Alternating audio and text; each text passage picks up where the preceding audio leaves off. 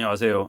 이번 영상은 제 얘기가 아니라 디플레이션 시대를 살아가는 개인의 49가지 생활 지침이라고 하는 내용을 소개시켜 드릴까 합니다. 다 알고 있는 내용이고요. 제 얘기가 아니라 나와 있는 내용, 송희식 님의 대공황의 습격이라고 하는 책에 나와 있는 내용입니다. 49가지니까 차근차근 제가 읽어 드리겠습니다. 첫 번째, 경제가 디플레이션 기조로 돌아섰다는 것을 알아야 한다. 조금 있으면 경제가 회복될 것이라는 막연한 기대로 어떤 결정을 해서는 안 된다. 불황이 몇 년이면 끝날 것으로 기대하지 말고 생활 수준을 낮추고 오래 견딜 궁리를 해라. 첫 번째 지침이고요. 두 번째, 가족 간의 유대를 강화해라. 배우자, 형제자매, 부모와 협력해라. 한국에서는 아무래도 가족주의가 최후의 보루이다. 낮은 생활 수준을 유지하려면 가족의 협조가 필요하다. 배우자와 함께 벌도록 해라. 과거에는 호황이었으면 가장 혼자 벌어도 되었지만 지금은 부부가 함께 벌어 겨우 생활하는 수준이다. 세 번째, 경제만이 아니라 모든 면에서 지식 정보를 획득하기 위해 노력해라. 안다라는 게 돈을 들리지 않고 무엇이든 할 수 있고 알면 돈을 더 벌 수 있기 때문에 지식 정보를 습득하라는 데 대한 얘기입니다. 네 번째, 되도록이면 많이 현금화하라. 자산에 너무 돈을 많이 넣어놓지 말고 대부분 현금화해서 항상 현금 예비비를 연간 지출 예상액 정도로 확보해라. 공황이 심화되면 1년 단위의 지출을 현금으로 준비해도 안전할 수 없다가 네 번째 얘기입니다. 다섯 번째, 국가와 정부를 믿지 마라. 약속을 믿지 말라는 거죠. 여섯 번째, 사업을 최대한 보수적으로 해라. 함부로 호황된 걸 쫓지 말라는 거죠. 일곱 번째, 신문과 언론을 믿지 마라. 언론은 항상 좋은 측면, 희망적인 측면을 과장해서 보도한다. 믿지 말라는 게 일곱 번째이고, 여덟 번째, 캠페인에 부하 내동하지 마라. 캠페인은 모두 다른 목적이 있다. 그 캠페인에 빠져들다가는 가랑비에 옷 젖는 것처럼 당신의 자산이 줄어들 수 있다. 아홉 번째, 부동산에 투자하지 마라. 부동산 신화에서 벗어나라. 열 번째, 주식 투자에 열 올리지 마라. 디플레이션 시대에 주식에서 많은 돈을 벌겠다는 욕심을 버려야 살 수 있다. 11번째, 달러나 외화로 저축하는 것을 생각해봐라. 아마 한국의 원화만으로 믿을 수 없다라는 국제적인 경제 상황에도 감안해야 된다는 얘기 같습니다. 12번째, 백화점에서 쇼핑하는 즐거움을 잊어라. 신용카드의 유혹을 조심하라는 얘기죠. 13번째, 은행이나 금융기관이 안전하다고 믿지 마라. 은행이나 금융기관도 망할 수 있다. 14번째, 텔레비전은 당신의 소비욕을 자극하고 소중한 시간을 낭비하게 한다. TV 볼 시간에 무언가를 읽어라. 아는 만큼 손해를 덜 보고 기회를 잡을 수 있다. 15번째, 세금을 절감하는 부분에 관심을 가져라. 16번째, 장기적으로 생각해라. 불황의 시기에는 무엇이든지 당장 되는 게 없다. 뭘 이루려고 해도 시간이 걸린다. 17번째, 사업가라면 정부나 최고 부유층과 관계되는 아이템을 찾아봐라. 국가나 최고 부유층에 관련된 품목은 좀 더 안전하다. 18번째, 해외에서 길을 찾아라. 사업도 해외에서 하는 거, 해외로 확장하거나 해외와 네트워크를 구성하는 길을 찾아보라. 기회가 있을 수 있다. 19번째, 금이나 기금속을 보유하는 것도 안전을 추구하는 하나의 방법이다. 20번째, 건강에 신경 쓰라. 건강은 모든 것의 가장 기본이다. 21번, 도시에 살거나 경제가 급속히 나빠진 지역에 산다면 이사를 고려해라. 도시의 탈출도 필요하다는 얘기인 거죠. 22번째, 당신이 만약에 여유가 있다면 다른 사람을 도울 줄 알아야 된다. 불우한 사람에 대한 작은 도움이 나중에 큰 혜택으로 돌아올 수 있는 게 불황의 시대라는 걸 잊지 마라. 반대로 작은 도움을 외면하다가는 잘못하면 큰 해를 입을 수 있다. 23번째, 남에게 거들먹거리지 말고 참는 연습을 해라. 불황의 시대에는 많은 사람들이 충동적이다. 거들먹거리는 사람을 보고 충동을 참을 수 없는, 공격하는 걸 참을 수 없는 사람이 있다는 걸 명심해라. 당신이 겸손하면 주변에 기회를 제공하는 사람이 많아진다. 24번째, 자녀들에게 검약을 가르쳐라. 경제가 어려워지더라도 아이들의 소비는 천천히 줄어든다. 이는 부모들이 잘못 가르치기 때문이다. 아이들의 소비가 나중에 큰 짐이 될 수 있다. 아이들에게 소비를 줄이는 일이 중요함을 알려줘야 된다. 25번째, 집은 구입보다 임대하는 게 좋다. 그리고 집값보다 돈값이 덜 떨어진다는 걸 명심해라. 공황의 상태에 도래하면 집은 거의 거래가 되지 않은 수준까지 갈 수 있다. 과거 대공황에서 부동산이 파산 경매에서 그 이전 가격이 1%도 못 받는 경우도 있었다. 26번째, 주식시장에서 과거와 같이 사놓고 기다리는 전략이 통하지 않는다. 주식을 사놓고 하염없이 오를 때를 기다리는 것. 이건 당신의 기대를 배반할 가능성이 크다. 그러므로 함부로 주식에 관심을 안 갖는 게 좋다. 27번째, 돈이 있어 안전을 구하는 사람이라면 이 지구상에서 세계시장에 전혀 편입되지 않은 지역의 부동산에 눈을 돌리는 것도 하나의 방법이다. 이는 디플레이션이나 공황 이전과 이후의 차이가 없으므로 안전하게 처음의 가치를 보존할 수 있다. 28번째, 만약 당신이 돈을 어느 정도 가지고 있다면 바닥에 있는 자산들을 구입해 장기적으로 기대를 할 수 있다. 공황 시기에는 수많은 부동산이 저가로 굴러다니니까 잘 계산해보고 경제 공황이 끝날 때까지 견딜 수 있게끔 잘 계산해 놓는 게 좋다. 29번째, 당신이 만약에 상대적으로 돈이 많다면 유언을 미리 작성해 놓는 것도 필요하다. 유언을 미리 작성해 놓지 않으면 불황의 시기에 자식들 간에 큰 반목을 야기할 수도 있다. 30번째, 당신이 만약에 돈이 많다면 사회활동을 하는 민간단체, 국가, 학문을 위한 재단법인을 설립하는 것도 좋다. 세금을 절약할 뿐만 아니라 불황의 시대를 살아가면서 사회적인 질시를 피할 수 있고 당신의 명예도 지킬 수 있다. 한국과 같은 사회에서 불황의 시대는 돈만 많은 사람은 위험하다. 조심해야 된다는 거죠. 31번째, 조직을 만들어라. 어떤 어려움에서도 같은 어려움을 가진 사람들끼리 조직을 만들면 대응할 수 있다. 정부나 권력, 부유층들을 상대로 정당한 권리를 확보할 수 있는 방법이다. 32번째, 적게 벌더라도 틈새를 찾아라. 프로 정신을 가지고 전문가가 되어야 되겠지만 그렇지 못하다라고 하면 적게 벌더라도 견딜 수 있는 틈새를 찾아야 된다. 프로 정신은 필요하지만 전문가라고 다 잘 사는 게 아니다라는 거죠. 33번째, 허례의식을 벗어라. 공황의 시대에는 품위를 유지하려고 애쓰지 마라. 필요하지 않는 비용을 지출할 필요 없다라는 거죠. 34번째, 사채를 빌리는 것은 치명적인 결과를 가져올 수 있다. 공황시대의 자산은 많은 경우가 부채 때문이다. 악명 높은 사채업자에게 말려들어서는 안 된다. 사채 빌리지 말라는 거죠. 35번째, 쿠폰이나 마일리지 등 알뜰한 생활 방식을 체득해라. 디플레이션 시대에는 돈이 가장 가치 있다. 별것 아닌 같은 쿠폰을 모으는 것도 실제로 도움이 된다. 인플레이션 시대의 1,000원과 디플레이션 시대의 1,000원은 그 값이 다르다. 같은 쿠폰이라도 인플레이션 시대에는 버려도 별것 아니지만 디플레이션 시대에는 무조건 모아야 된다. 자기가 소비한 것에 대한 덤을 알뜰히 챙길 수 있어야 된다. 36번째, 중고제품, 복고 상품에 눈을 돌려라. 유행을 안 타는 상품을 찾아봐라.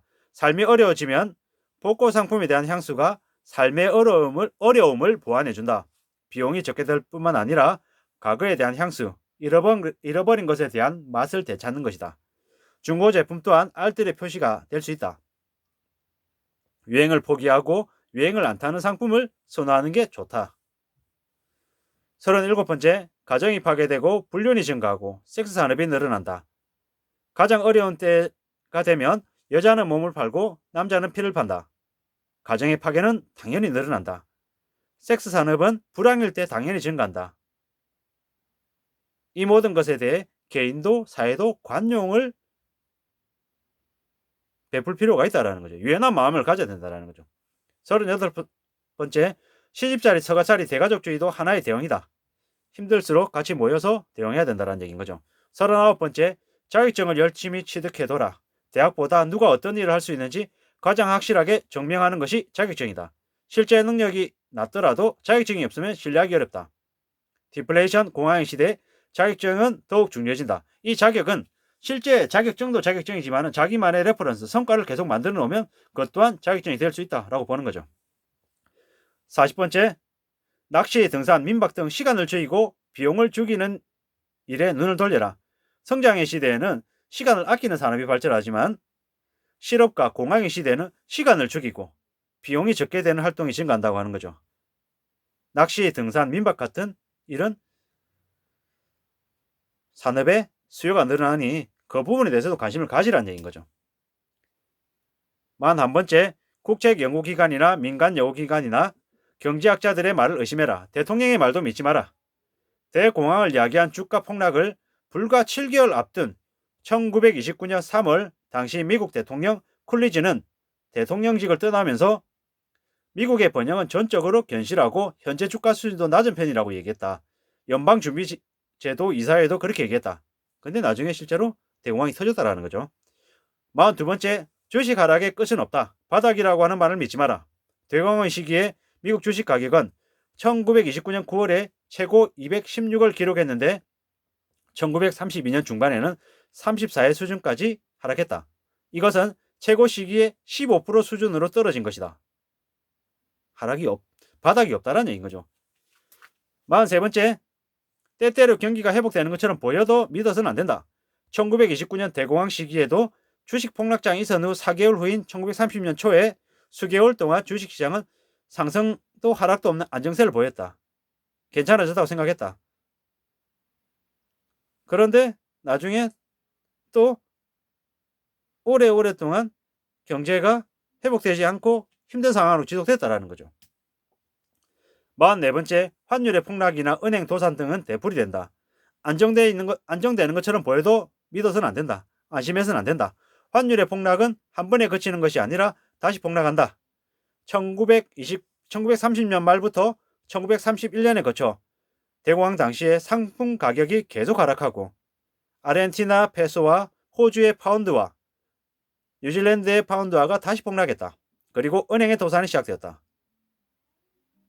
오랫동안 환율의 폭락과 은행의 도산이 반복된다라는 거죠.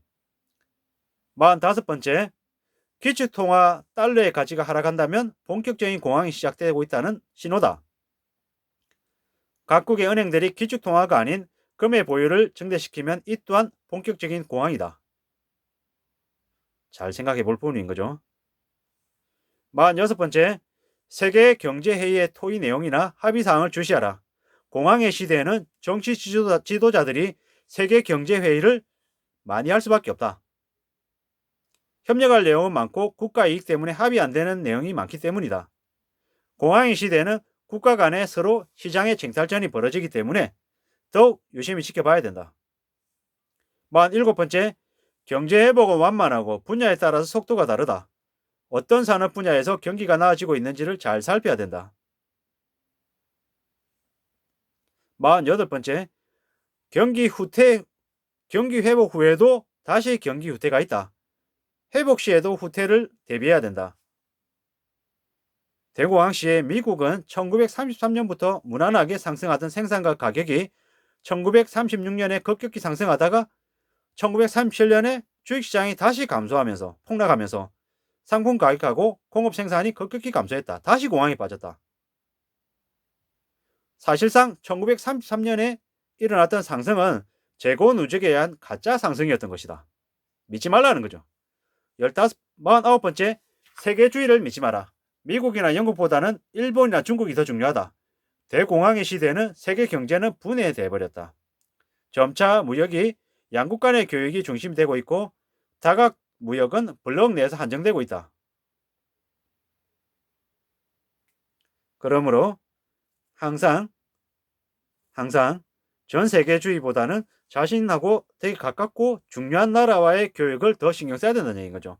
이렇게 제가 디플레이션 시대를 살아가는 개인의 49가지 생활 지침에 대해서 이미 다른 분이 정리해 놓은 내용을 제가 읽어드렸습니다. 제 얘기는 아닌 거고 이러한 49가지의 생활 지침에 대해서 하나하나 잘 생각해보고 어떻게 적용해야 될지를 개개인들이 판단해야 될 것입니다. 앞으로 경제적인 어려움, 경제위기, 불황은 단기간에 해결되지 않고 꽤 오랜 동안 지속될 수 있다라고 봐야 될 것 같습니다. 제 개인적인 생각으로는 앞으로 이 어려움이 최소 5년은 이상 간다. 5년에서 10년은 지속될 거다라고 봅니다. 아마도 다음 대통령의 정권 5년 기간 동안은 부동산도, 주식도, 원달러 환율도, 기준금리도 되게 안 좋은 상황으로 치닫을 가능성이 큽니다. 그렇기 때문에 저를 포함한 우리 모두는 더욱 앞으로의 경제 상황을 엄중하게 부정적으로 보고 어떻게 대응해 나갈지에 대해서 고민해야 될 것입니다. 당장은 한 달치의 생활비를 비축해 놓는 게 필요하고요. 한 달치가 준비되면 그 다음에는 세 달치, 세 달치가 되고 나면 그 다음에 6개월치, 그 다음에 1년치.